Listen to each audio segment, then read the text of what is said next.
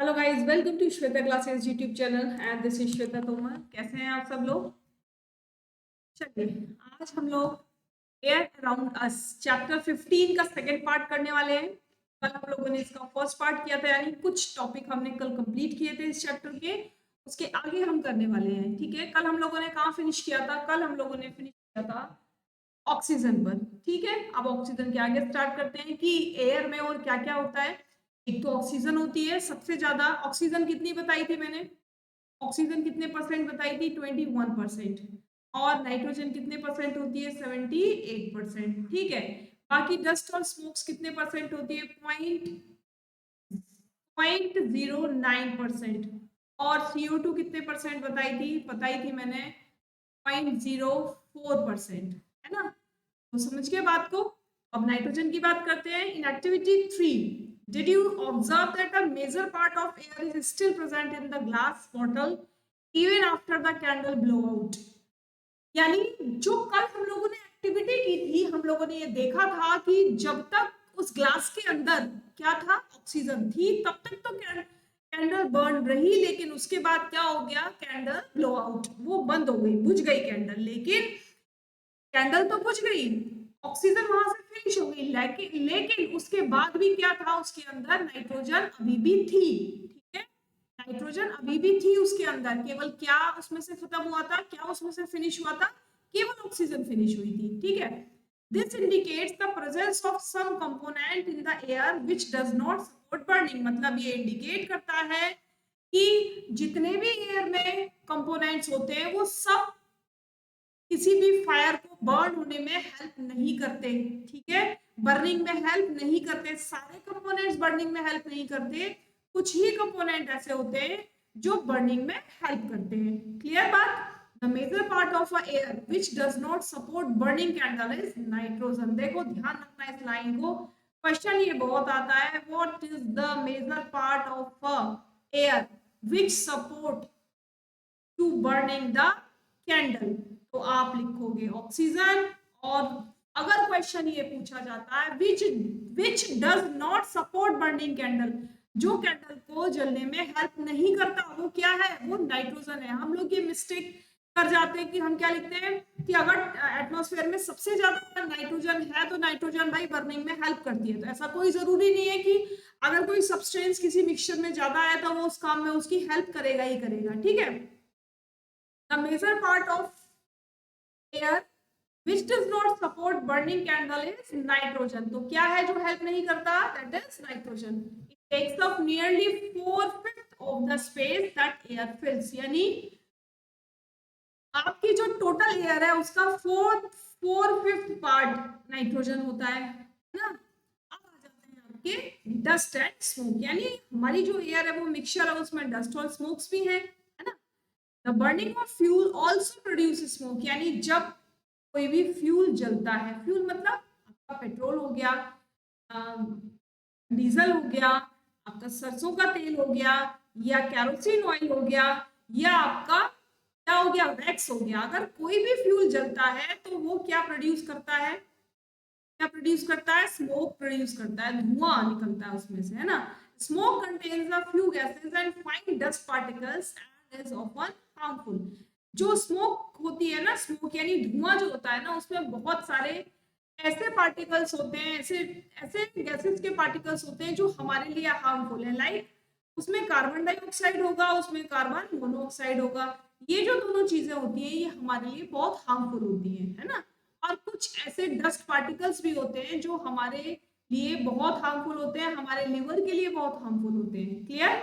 That is why you see long chimneys in factories. और इसीलिए आपने देखा होगा कि जहां जहां पर भी ऐसा कोई काम होता है, यानी फैक्ट्रीज जहां पर लगी हुई होती है, वहां पर बहुत ऊंची ऊंची चिमनियां लगाई जाती है, ताकि जो स्मोक है, जो डस्ट पार्टिकल्स हैं, वो हमारी सोसाइटी में आकर हम लोगों को पॉल्यूटेड ना करें, हम लोगों को हार्म ना पहुंचाएं, और वो ऊपर के ऊपर एटमॉस्फेयर में चले जाएं। लेकिन इसका मतलब ये नहीं है कि अगर वो ऊपर एटमॉस्फेयर में चले जाते हैं तो वो हमारे लिए हार्मफुल नहीं है।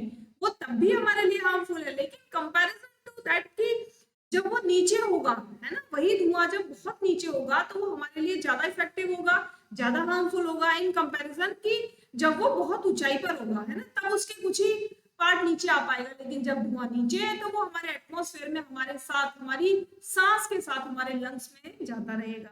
ठीक है, this takes a harmful smoke and gases away from our noses, यानी क्यों रखा जाता है इनको, ताकि वो उन गैसेस को हमारी नाक से दूर रखा जाए और वो हमारे लिवर को इन्फेक्ट ना करें, हमारे लंग्स को इन्फेक्ट ना करें। ठीक है, but brings it closer to the birds flying up in the sky, dust particles are always present in the air। लेकिन देखो, हम अपने आप को तो बचा लेते हैं, लेकिन उन एनिमल्स के बारे में, उन बर्ड्स के बारे में तो जरा सोचो, जो ऊंचे ऊंचे पेड़ों पर रहते हैं या वो जो स्काई में फ्लाई करते हैं, भाई उनके लिए तो हार्मफुल है ना। हम अपने आप को बचाने के लिए सोचते हैं, लेकिन हम कभी उन जीवों के बारे में नहीं सोचते जिनके लिए हम कुछ नहीं कर पाते, लेकिन उनका हम अच्छा भी नहीं करते, है ना, उनके लिए हम सब गलती करते हैं। भाई फैक्ट्रीज बना ली, ऊंची ऊंची चिमनीज लगा ली, और धुआं ऊपर एटमॉस्फेयर में मिल रहा है, और एटमॉस्फेयर में जितनी भी बर्ड्स हैं वो सब एटमॉस्फेयर में फ्लाई करते हैं और वो उनको हार्म हो जाता है। ठीक है, dust particles are always present in air, और इसी तरह से जो डस्ट पार्टिकल्स होते हैं वो हमारी एयर में उस स्मोक के साथ मिक्स होते रहते हैं। ठीक है, ये देखो, डस्ट पार्टिकल्स पता करने के लिए एक सबसे अच्छा एग्जांपल मैंने लिया है, आपको ये दिखाने के लिए कि हाँ हमारी एयर में डस्ट पार्टिकल्स होते हैं। ये हम कैसे पता करेंगे, नॉर्मली तो हमको विजिबल नहीं होते डस्ट पार्टिकल्स, लेकिन अगर आप कोई, आपके घर में कोई ऐसा रूम है जहां पर सन रेज आती है और बंद करने पर कमरा एकदम डार्क हो जाता है, तो आप क्या करोगे, अपने कमरे के दरवाजे को या तो उसमें थोड़ा सा अगर होल करने के लिए कोई गैप है तो छोटी सी उसमें होल छोड़ो, या फिर साइड से उसको ओपन छोड़ो और आप उसमें अंदर बैठ जाओ। जब ऐसा आप करोगे तो आप देखोगे आपके कमरे में पूरा अंधेरा होगा, और जहां से लाइट पास हो रही है, जहां से लाइट पास हो रही है वहां पर आपको इस तरीके से zigzag मोशन में डस्ट पार्टिकल्स मूव करते हुए दिखाई दे जाएंगे, है ना। इस तरीके से zigzag मोशन में आपको बहुत सारे डस्ट पार्टिकल्स मूव करते हुए दिखाई दे जाएंगे, और आपको ये पता चलेगा कि आपकी ये जो एटमॉस्फेयर है ना, इसमें कितने डस्ट पार्टिकल्स होते हैं। एक एग्जांपल और मैं आपको बताती हूँ कि आपने देखा होगा सुबह सुबह के टाइम जब धूप निकलती है और पेड़ों के पीछे से जब सूरज निकलता है, तब क्या होता है, जो पेड़ों के बीच में छोटी छोटी गैप होती है वहां से रोशनी यानी सनरेज सीधे जमीन पर आती है, और उस सनरेज को जब आप करीब से देखोगे तो क्या होगा, जहां से लाइट पास होके जमीन तक आ रही है वहां पर आपको इसी तरीके से dust particle zigzag zigzag zigzag motion में मूव करते हुए दिखाई देंगे। तो यही वो प्रैक्टिकल है जिससे आप ये प्रूव कर सकते हो कि हाँ dust particles are present in our air, है ना, and we can see it, हम उसको देख भी सकते हैं, नॉर्मली तो नहीं देख सकते, लेकिन जब हम कोई ऐसी एक लाइट पास करते हैं अंधेरे में, ना, जब कोई ऐसी सनरेज पास करते हैं अंधेरे में, तो हमें वो डस्ट पार्टिकल जिगजैग मोशन में मूव करते हुए दिखाई देते हैं। क्या, चलिए, do you recall being scolded by your parents when you breathe through your mouth, मतलब आपने ये हमेशा सुना होगा, जब भी आप मुंह से सांस लेते हैं, आप थक जाते हैं, आप भाग कर आ रहे हैं, तो आप मुंह खोलकर जोर जोर से सांस, तो आपके अगर आप कहीं स्पोर्ट्स खेल रहे हैं तो वहां पर आपके स्पोर्ट्स टीचर ने, है ना, अगर आप घर में हैं तो आपकी मदर ने, अगर आप फादर के साथ कहीं वॉक पर गए, जॉगिंग के लिए गए, तो फादर ने आपको कई बार डांट लगाई होगी, कहा होगा डोंट ओपन योर माउथ, मुंह मत खोलो, और कहां से सांस लो, take breath with your nose, अपनी नाक से सांस लो, मुंह से सांस नहीं लेना, आप कितने भी थक जाओ मुंह मत खोलो, don't open your mouth, take breath only your nose, यानी खाली अपनी नाक से सांस लेना है। क्यों कहा ऐसा, ऐसा इसीलिए तो कहा क्योंकि एटमॉस्फेयर में ना बहुत सारे डस्ट पार्टिकल्स होते हैं, और जब हम मुंह से सांस लेते हैं तो वो सारे के सारे डस्ट पार्टिकल्स हमारी बॉडी के अंदर एंटर कर जाते हैं। ठीक है, अब आप कहोगे कि भाई नाक से भी तो हम सांस ही ले रहे हैं, तो वो डस्ट पार्टिकल्स नाक से अंदर क्यों नहीं जा रहे, जैसे हम मुंह से सांस ले रहे हैं तो डस्ट पार्टिकल अंदर जा रहे हैं, सेम एज इट इज जब हम नोज से सांस लेते हैं तो भी अंदर जाने चाहिए, तो नहीं। आपकी ये जो नोज होती है ना, ये नोज इस तरीके से बनी हुई होती है, और ये जो नोज के पोर्स होते हैं, आपने देखा होगा यहाँ आपके नोज के पोर्स पर हेयर्स होते हैं ना, बहुत सारे हेयर्स होते हैं, इस सभी की नोज पर होते हैं।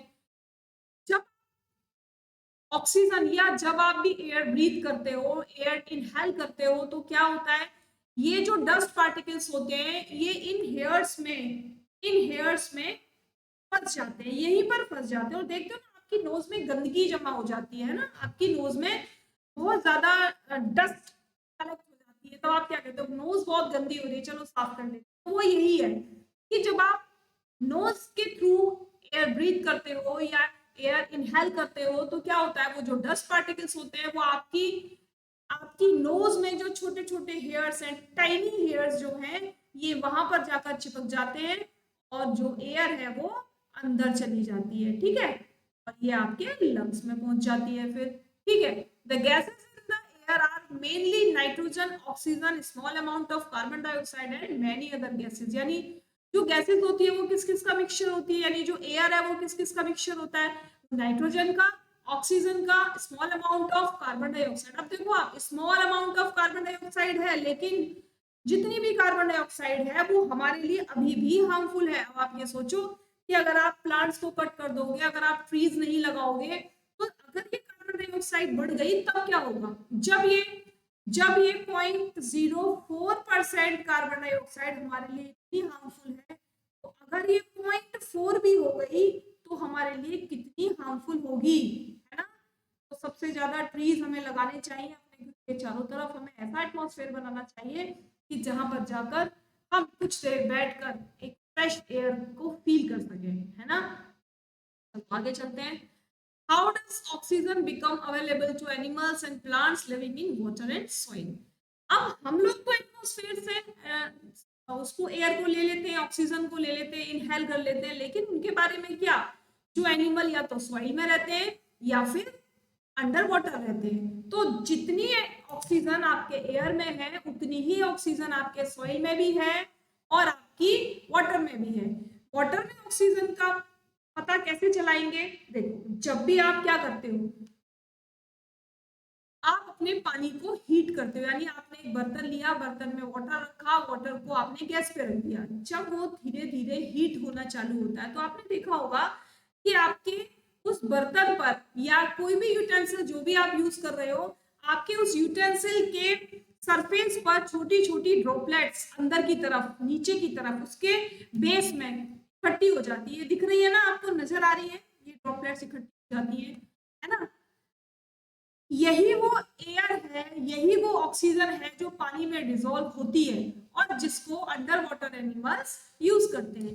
As you continue heating the water itself turn into vapour and finally begins to boil. मतलब जब आप कंटिन्यू पानी को बॉइल करना स्टार्ट करते हो तो क्या होता है, वो जो बबल्स होते हैं ना, ऑक्सीजन के जो बबल्स होते हैं वो वापस ऊपर आने लगते हैं, और ऊपर आते आते जो आपका पानी है एक स्टेज ऐसी हो जाती है जब आपका जो वाटर है वो वेपर बन जाता है ना, और पानी आपका पूरी तरह बॉइल हो जाता है। The animals living in the water use the dissolved oxygen in water. और यही जो ऑक्सीजन है जो अभी आपने देखा और एक्सपेरिमेंट करके आप घर पर देखेंगे, यही वो ऑक्सीजन है जो आपके अंडर वाटर एनिमल्स होते हैं वो यूज करते हैं अपने लिए, ठीक है। आगे आइए, सभी लोग जल्दी से फटाफट लाइक शेयर और सब्सक्राइब करेंगे, कोई कंजूसी नहीं करेगा, 1 सेकंड का टाइम आप लोगों के पास है। मैं आप लोगों के लिए अगर इतनी मेहनत कर रही हूँ तो थोड़ी सी मेहनत तो आप लोगों की भी बनती है ना। एक बार सभी को लाइक भी करना है, शेयर भी करना है, और फर्स्ट टाइम जो विजिट कर रहे हैं या जो लोग रोज देखते हैं और फिर भी सब्सक्राइब नहीं किया, इस सभी लोगों से रिक्वेस्ट है कि चैनल को सब्सक्राइब करेंगे और ज्यादा से ज्यादा लोगों तक पहुंचाने की कोशिश करेंगे, ठीक है। ये मेरा YouTube चैनल का लोगो है, अगर क्लासेस पसंद है तो आप मुझे YouTube पर सर्च करके वहां से भी मुझे सब्सक्राइब कर सकते हो, ठीक है। क्लासेस की टाइमिंग सभी को मालूम है, 1:30 PM डेली एक क्लास, रिकॉर्डेड क्लास आप लोगों को मिलती है। इससे पहले मैथ्स की क्लास 5 जो कंसेप्ट बेस्ड है, सभी लोगों के लिए हेल्पफुल है, कोई भी ऐसा टॉपिक है ही नहीं जो आप लोगों के लिए हेल्पफुल ना हो। कंसेप्ट बेस्ड है, फुल्ली क्लास, है ना, सारे मैंने टॉपिक्स इसमें लिए हैं। क्लास 6, क्लास 7 और क्लास ये टोटली NCERT, यानी पूरी की पूरी बुक मैंने करवाई है। यहाँ पर एक एक क्वेश्चन करवाया मैंने आपको, कहीं भी किसी भी क्वेश्चन में अगर आपको दिक्कत है तो आप मेरी चैनल पर प्लेलिस्ट में जाकर क्लास वाइज देख सकते हैं, ठीक है। चलो, the organisms that live in soil also need oxygen to respire, isn't it? How do they get the air they need for respiration? यानी अब हमने वाटर की तो बात कर ली कि पानी में रहने वाले एनिमल्स कैसे ऑक्सीजन को करते हैं। अब हम बात करते हैं कि सॉइल में रहने वाले जो एनिमल्स होते हैं भाई उनको भी तो चाहिए, जैसे आपका रैबिट हो गया, आपका अर्थवॉर्म हो गया है, और छोटे छोटे बहुत टाइनी एनिमल्स हो गए जो सॉइल में ही रहते हैं, है ना। तो उनको भी तो ऑक्सीजन चाहिए, कैसे वो रेस्पिरेशन करेंगे, कहाँ से एयर लाएंगे। Take a cup of dry soil in a beaker और अ ग्लास। अब यहाँ पर मैं आपको एक प्रैक्टिकल करके दिखाने वाली हूँ। क्या किया है, एक बीकर लिया है ना, एक बीकर लिया है, इस बीकर में पानी भर लिया यहाँ तक, ठीक है। पानी भरने के बाद क्या किया, एक सॉइल का बड़ा सा पीस लिया और इसमें डिप कर दिया, और वो जो पीस होना चाहिए सॉइल का वो ड्राई होना चाहिए, ठीक है। Add water to it and note what happen. अब क्या करोगे, जब आपने इसमें पानी डाल, इसको पानी में डाला तो क्या हुआ, आपने देखा होगा कि जैसे ही सॉइल अंदर आती है तो ये बबल्स, इस तरीके से बबल्स निकलते हैं, पानी में से निकलते हैं ना बबल्स। ये जो बबल्स है ना, यही तो ऑक्सीजन है, यही वो ऑक्सीजन है जिसको हम ढूंढ रहे थे कि सॉइल में रहने वाले एनिमल्स कहाँ से ऑक्सीजन लेते हैं। तो इसका मतलब क्या हुआ कि सॉइल में भी ऑक्सीजन प्रेजेंट होती है, जिसको सॉइल में रहने वाले जो एनिमल्स होते हैं वो यूज करते हैं, ठीक है। जो you see bubbles coming out from soil, आपने देखा बबल्स आते हैं, जो वाटर आपने लिया है ग्लास में, बबल्स आते हैं ना, बिल्कुल आते हैं। अगर नहीं देखा तो आज प्रैक्टिकल करके देखेंगे, ये तो बड़े इजीली आप कर सकते हो। ऐसा मत करना कि किचन में खड़े होकर करो, है ना, बाहर ले जाना ग्लास, तब वहां पर कर लेना। These bubbles indicate the presence of air in the soil. The organisms that live inside the soil and the plant root transpire in this air. यानी जो ऑर्गेनिजम्स सॉइल के अंदर रहते हैं या प्लांट्स की जो रूट सॉइल के अंदर होती हैं वो यहीं से ऑक्सीजन को रेस्पायर करती है, ठीक है। A lot of burrows and holes are formed in deep soil by animals living in the soil. कितने सारे बरोज और होल्स बनाए जाते हैं, कौन रहता है इसमें, रैबिट रहता है, और कौन रहता है इसमें, स्नेक भी रहता है। बहुत टाइम के लिए आपका क्या होता है, फ्रॉग भी चला जाता है कभी कभी, है ना, और अर्थवॉर्म भी रहता है। तो ये जो सारे एनिमल्स होते हैं ये कहाँ से ब्रीथ करते हैं, ये इसी जो सॉइल में आपकी ऑक्सीजन होती है ये इसी को यूज कर कर ब्रीथ करते हैं। These burrows also make space available for air to move in and out of the soil. However, when it rains heavily, water fills up all the spaces occupied by the air in the soil. In this situation, animals living in the soil have to come out for respiration. यानी जब बारिश पड़ती है ना, बारिश तो क्या होता है, ये जो बरोज होते हैं, ये जो होल्स होते हैं, ये क्या होते हैं, ये पानी से भर जाते हैं, और जितनी ऑक्सीजन अंदर है, जितनी ऑक्सीजन उस बरो में है, उस होल में है, वो सारी बाहर आ जाती है वाटर के साथ, है ना। जैसे यहाँ इस वाले एक्सपेरिमेंट में ऑक्सीजन बाहर आ गई थी, इसी तरीके से ऑक्सीजन बाहर आ जाती है। तब क्या होता है, तभी ये एनिमल्स अपने होल से बाहर निकलकर मूव करने लगते हैं, नेचर में घूमने लगते हैं। और आपने देखा होगा ना, आप सभी लोग सभी पेरेंट्स बोलते हैं कि भाई रात में, बारिश के दिनों में रात में बाहर मत जाना। क्यों मत जाना, क्योंकि सांप घूम रहे होंगे।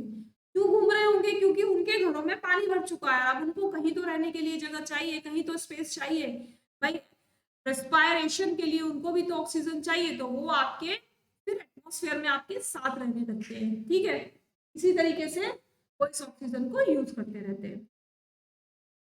How is the oxygen in the atmosphere replaced? जो ऑक्सीजन है एटमॉस्फेयर रिप्लेस्ड कैसे किया जाता है, बताओ कैसे किया जाता है। पढ़ा है आपने, पहले पढ़ा है ना, the help of photosynthesis. Photosynthesis के बारे में हम पढ़ चुके हैं, क्लास 5 में भी पढ़ चुके हैं, क्लास 6 में भी हमने स्टार्टिंग के चैप्टर्स में पढ़ा था कि जो प्लांट्स होते हैं वो फोटोसिंथेसिस में क्या क्या यूज करते हैं, क्या क्या यूज करते हैं। सनलाइट होती है, और क्या होता है, और क्या होता है बताओ, क्लोरोफिल होता है ना, और क्या होता है, CO2 होती है, और क्या होता है, वाटर होता है। अगर इनमें से कोई भी एक चीज प्लांट को नहीं मिलेगी तो प्लांट कैन नॉट फोटोसिंथेसाइज, वो फोटोसिंथेसिस नहीं करेगा। And this process plant make their own food and oxygen is produced along with that. यानी जब भी प्लांट फोटोसिंथेसिस करता है, CO2 प्लस H2O, इसकी प्रेजेंस में सनलाइट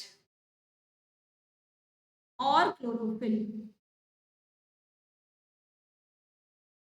ठीक है, की प्रेजेंस में जब भी फोटोसिंथेसिस होता है तो क्या होता है, C6H12O11 ग्लूकोज बन जाता है, प्लस और क्या बन जाता है, ऑक्सीजन गैस रिलीज हो जाती है।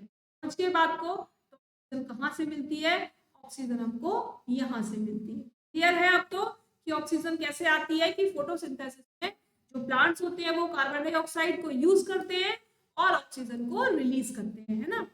It obvious that animals can not live without plant. Animals plant के बिना नहीं रह सकते, प्लांट तो रह सकते हैं एनिमल्स के बिना, लेकिन एनिमल्स नहीं रह सकते, हम लोग नहीं रह सकते प्लांट्स के बिना। Similarly plant can not survive for a long without animals. लिखा है ऐसा कि बहुत लंबे टाइम तक तो प्लांट भी नहीं रह सकते, लेकिन plant can survive without animals. They would consume all the carbon dioxide in the atmosphere. Plants क्या करते हैं, जितनी भी कार्बन डाइऑक्साइड आपके एटमॉस्फेयर में है वो सब कंज्यूम कर लेते हैं, कि उनको बहुत सारी कार्बन डाइऑक्साइड चाहिए होती है ना।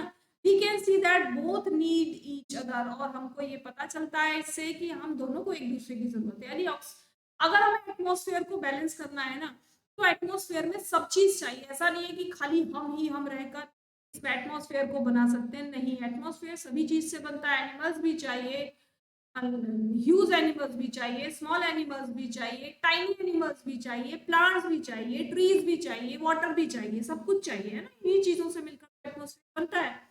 As the balance of oxygen and carbon dioxide in the atmosphere is thus maintained. This shows the interdependence of plant and animals। और ये क्या शो करता है कि सभी लोग एक दूसरे पर इंटरडिपेंडेंट होते हैं। कोई भी डिपेंडेंट नहीं है, कोई भी ये नहीं सोच सकता कि आई कैन सर्वाइव अलोन, मैं अकेले सर्वाइव कर सकता, तो ये तो इम्पॉसिबल है। ठीक है, any other uses of air. अब जो हमने इतने सारे एयर के यूजेस पढ़ लिए, अब इसके अलावा कुछ ऐसे यूजेस देख लेते हैं जिनके लिए हम एयर को यूज करते हैं। सबसे पहला विंड मिल, सभी ने देखी है। विंड मिल से हम क्या करते हैं, विंड मिल से हम अपने घर की बिजली चालू करते हैं। विंड मिल से हम ट्यूबवेल चालू करते हैं ना।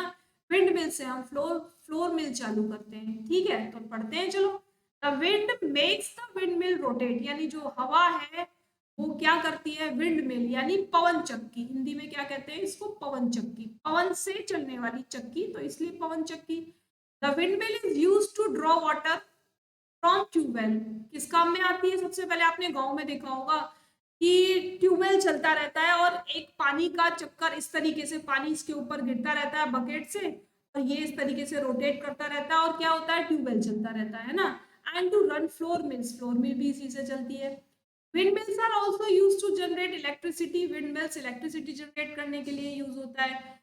Air helps in the movement of sailing yachts, gliders, parachutes and aeroplanes. यानी एयर इसके अलावा हमको याच को सेलिंग करने में, सेल मतलब पानी पे चलाने में, ग्लाइडर्स को ग्लाइड करने में, पैराशूट को उड़ने में और एरोप्लेन्स को उड़ने में भी हेल्प करती है air. Birds, bats and insects can fly due to the presence of air. और जो बर्ड्स हैं, बैट्स हैं, इंसेक्ट्स हैं, वो भी कैसे फ्लाई कर पाते हैं, एयर की हेल्प से। Air also help in the dispersal of seeds and pollen of flowers, several plants. यानी एयर किस चीज में और हेल्प करती है, डिस्पर्सल ऑफ सीड्स में हेल्प करती है ना। जब हवा चलती है तो किसी प्लांट के जो सीड्स होते हैं वो इतने लाइट होते हैं कि वो एयर के साथ मूव करके एक प्लेस से दूसरी प्लेस पर चले जाते हैं, और जहां पर वो गिर जाते हैं वहीं पर जर्मिनेट होना स्टार्ट कर देते हैं। ठीक है, air plays an important role in water cycle. Air हमारी वाटर साइकिल में भी एक इम्पोर्टेंट रोल प्ले करता है। ठीक है, तो समझ में आया, कैसा लगा चैप्टर, सभी लोग बताएंगे। आज केवल इतना ही रखेंगे, है ना।